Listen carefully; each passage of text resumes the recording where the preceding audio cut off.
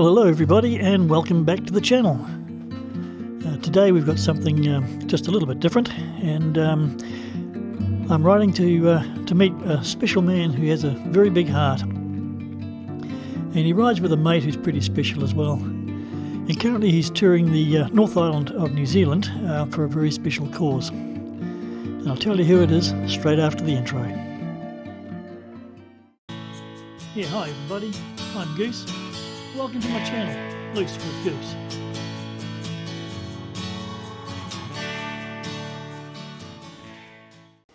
Okay folks, now the guy we come to see is sitting right beside me here, and his best mate.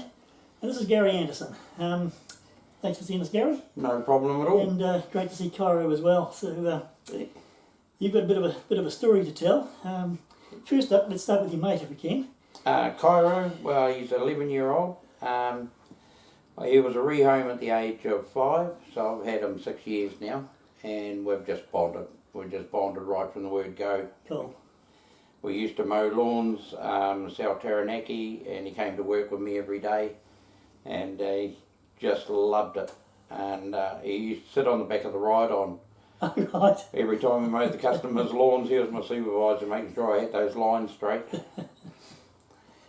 Beautiful, yeah. How did he get his name?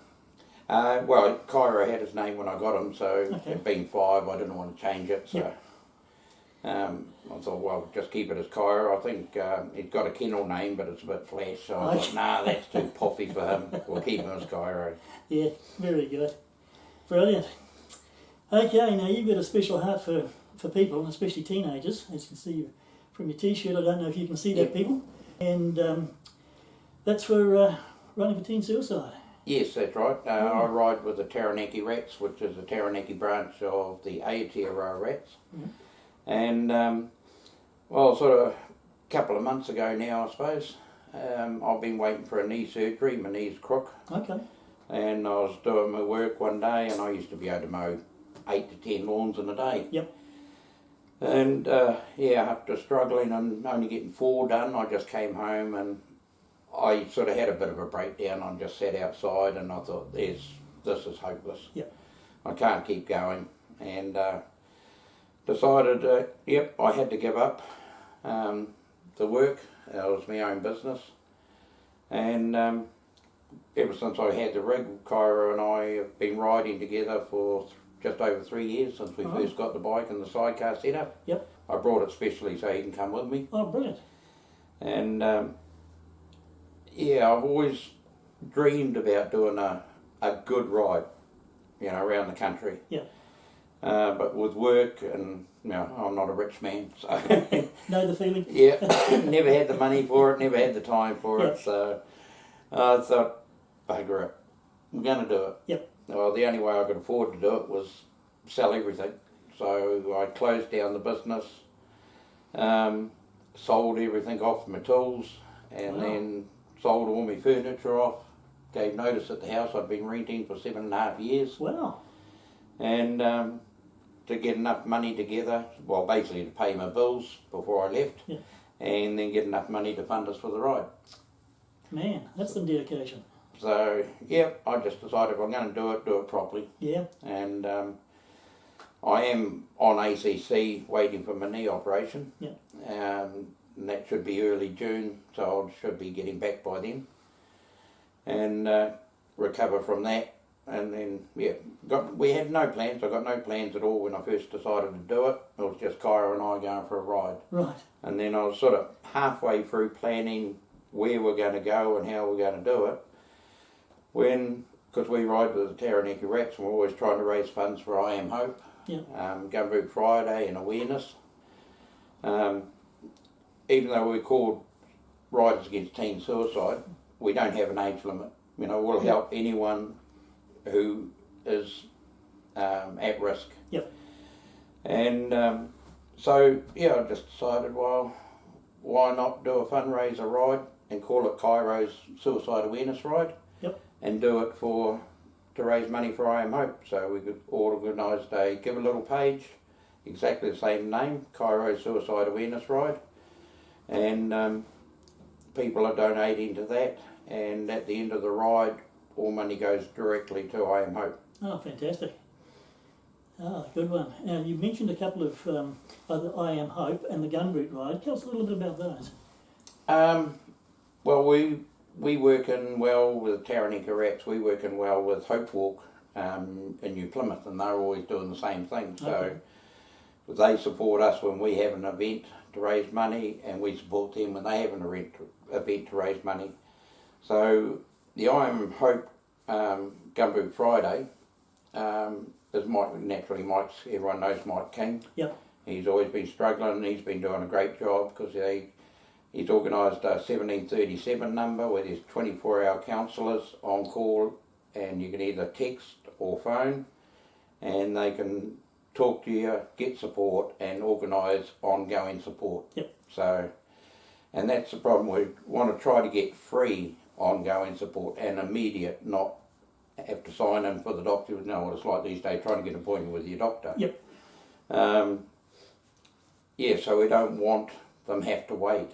Well, a lot of the times when people are at risk, they need help then, there, in the crisis time. Yep, exactly. So that's what we got to do, is be able to get that available and keep it going for people. Brilliant, mate. Yeah, absolutely. Yeah, we talk about the pandemic that we're going through at the moment. And in the early days, in New Zealand anyway, you'd talk to people and no one knew of anyone around that had the virus. Yeah. But everyone you talked to knew someone who had a brush with suicide. Yeah. Somewhere down the track, either friends or family or themselves. Yeah. That's a great cause to get behind. Yeah. We've had a couple of brushes with suicide in our family and with our friends. So it's something I think in the modern day that more modern living, and I think more publicity about it now, isn't there? Yeah, that's right. People who are struggling and this stiff upper lip and she'll be right. Yeah. Harden up, mate. The old harden up story. Yeah. That's what we got, and that's all Cairo and I talk about. Like, I'm not an expert.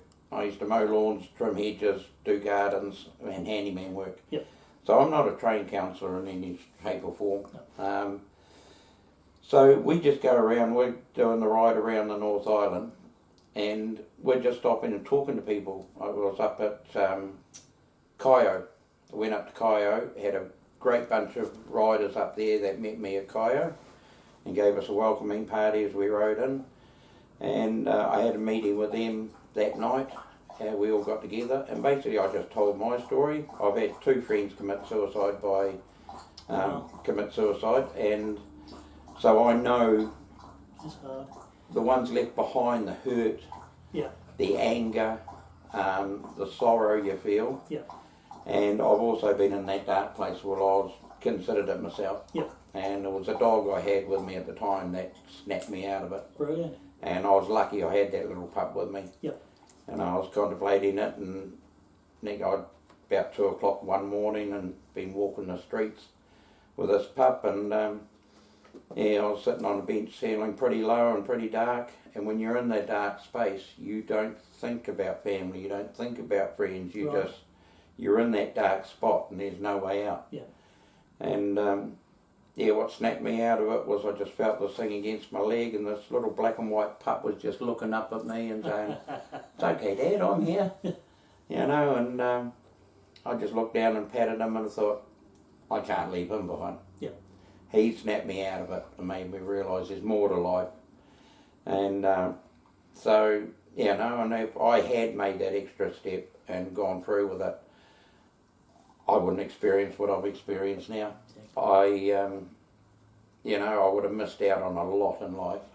And that's what you realise about it. So we're just talking to people about that. Brilliant, mate. And the fact that you got to open up, you got to talk to someone. It doesn't matter whether it's a stranger or a friend or what. Talk to someone, open up to someone. Or, you just got to text someone. That's a modern thing these days. Text someone. Well, the help's there if we need it. They know that someone's there waiting for them, someone cares. That's big, eh? That's pretty huge. It is. And that's what it's about. And I got to admit, I just expected to hit a ride, see a few people, they come and look for Cairo. But I have been touched by the amount of people who when we park on the side of the road or we stop at a reserve or somewhere, people come up and say, oh, can I pet your dog? And then they get talking, oh, what's this about? So you start to tell them, and as you said, suicide is a pandemic that's been hit New Zealand for a long time before COVID got here. Yeah. We have on our hoodies the numbers of every year and the amount of suicides every year. And we wear it to show people, yeah, you know, this is how bad it is. It's soul destroying to think that someone in that split second of darkness can finish their life and affect so many people. Yeah. We talk about the ripple effect when someone commits suicide. They commit suicide, it affects the family, their immediate family, their workmates, their schoolmates, their friends, the friends of the friends. It just, you know, keeps on going out. Yep. So it's got the ripple effect. Yep. The amount of people it hurts and touches. We want to try to do a different ripple effect. And we want to tell someone and they tell someone else and they tell someone else and they tell someone else. So that's a new ripple effect we want to try to do. Yep. We're not going to stop it, we know that. Yep. I'm not riding around New Zealand with a magic wand and say, everyone, I'm going to fix you. Yep. Go away and be a happy life. We aren't. And then we can't. You find your own way, but the only way you can find your own way is open up and talk about it. I never used to. I'm right out of my comfort zone doing this because I've always been a stay at the back person. I'm the one holding the cute dog, you know, wherever we go. But since I've been with the rats, and we've done a couple of events, and I've seen them upstage telling everyone their raw story. Yeah. And I thought, this is what it's all about. I hadn't even spoken to the rats about my past, and I think they probably first heard about it on the first newspaper article that came out when my story came out, what we're doing. And they probably read about it in the paper. I don't think any of them asked me. They just welcome you in and join you, and you're there for them. Yep. But, you know, doing this ride, I got one instant, just going up to Cairo, I stopped at Cairo because part of this ride too is for me to bring back memories of my past. I remember us having a holiday far north, and you know, going to places that I remember. By God, as you get older, you realise how memories change, or places change. Yeah. But I was outside the stone store in Cairo, and parked in the car park, taking a few photos, doing the touristy thing.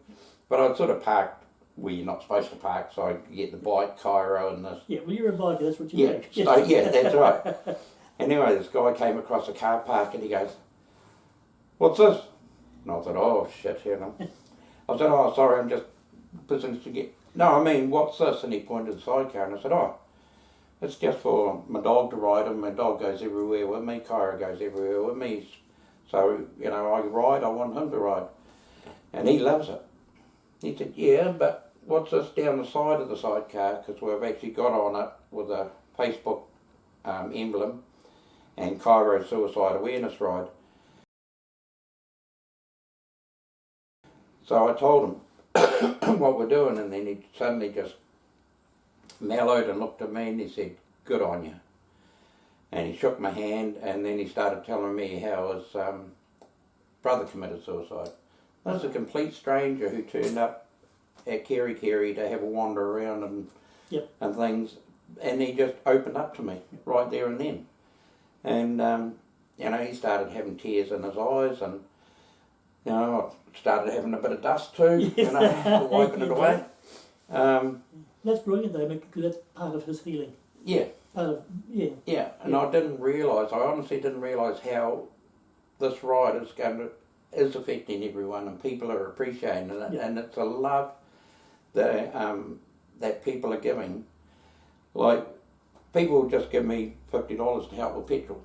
He said, help you on your journey, keep going. You know, I tell them, no, go back home and put it on the Give a Little page. No, you're doing this, you go and do it. We've been offered free accommodation. I brought a 6-person tent and a blow-up mattress because I'm too old to sleep on a hard floor these days. You know what bones are like, eh? Just a little bit. Yeah. And I haven't used it yet. It stayed packed in the sidecar because the love and the caring from people had just been overwhelming. Yep. Yeah, and we've only started basically the first week. We've had to have a bit of a pause because I had some personal urgent stuff I had come all the way down to Napier to sort out. But tomorrow we're heading back to Whangarei to pick up the bike and carry on our journey, and we'll be back down here on the 18th. Oh, fabulous. For a couple of days. Yep. You heard it here first, guys. Keep an eye on Napier on the 18th. But what is your itinerary? Where can they find out? If people are looking, watching this video, Yep. where can they see how they can hook up with you, where they can meet you, and how they can give a little bit? Yep. Go on Facebook and just write Cairo Suicide Awareness Ride. Search Cairo Suicide Awareness Ride. That's Cairo with a K, and it'll come up there. We also have a link to the Give a Little page under exactly the same name, and I had an interview with the Rock FM in Auckland, and they straight away started up a text number, and you can text RIDE to 3520, think about it there, 3520, Well done. and they automatically send you a link directly to the Give a Little page. Fantastic. And they've been fantastic. Every time I've spoken to them, I've had 2 with them now, an in-studio interview on Friday when we're coming through Auckland, and on Wednesday last week when we're coming through Auckland, and well, Cairo just fell in love with Mal. As soon as we got in the studio, he just pulled the lead out of my hand and went straight to, he's a ladies' man, you see. Yep. Yeah. So, yeah, and they Give a Little page had really started taking off since we have had an interview with them. So, yeah, and so every day on that Cairo Suicide Awareness Ride, we do lives. We have pictures of where we've been, what we're doing, who we're meeting. Not openly to, we've got to keep people's certain privacy and thing with people's, with their stories and that. Yep. But every day we do a live, and we give you an idea how long we're at that place for, where we're going next, and a rough schedule. But basically, once we pick up the bike again after this is all finished, it finished today, my personal stuff I had to sort out, then we'll be back up there and we'll be riding through Auckland Thursday, be in Auckland Thursday night, probably Friday. I'm hoping to meet a couple of people in Auckland while I'm there, and then we're carrying on through to Coromandel. Got someone to meet over in Coromandel who's organised something for us when we turn up, and then through to Tauranga, and then basically we work our way all around the east coast, Opunake, Gisborne, Napier here on the 18th. Then I'm staying with a friend the weekend of the 21st and 22nd, because the 22nd is my birthday. Oh, wow. So I'm going bush with her for a while. Yep. For those 2 days, and then we're out on the 23rd back on the main road, and we've got to stop in the middle between Woodville and Dannyburg. There's lovely ladies from the Border Collie sites offered us a night's accommodation. Oh, nice. And apparently her husband and father-in-law have got this museum there, old bikes and trucks. Right. So, yeah, we're going to have a tour through that. And then it's down through Ekatahuna, Masterton, Wellington, and then we come back up to Palmerston North, then we go through to Taihape, Taupo, Rotorua, and basically then after Rotorua, that's the end of my trip, and I go out on the west coast and start heading home. Oh, well, that's brilliant. Thanks very much, buddy. No problem at all. Really opens it up and opens our eyes a bit. As I said, special man with a big heart, and a very special subject that he's doing the tour for and the fundraising for. So please support this man. Come out and see him.